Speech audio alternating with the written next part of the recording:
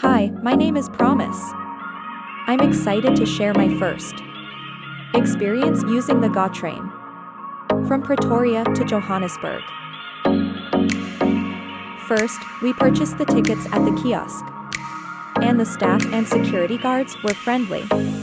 The ticket costs are 80 from Pretoria to Johannesburg, but if you don't have a Gautrain card, it's a 100.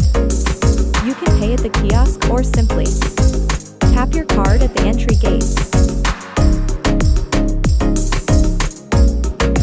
The views from the train were quite scenic, offering a glimpse of the cityscape and some beautiful landscapes along the way.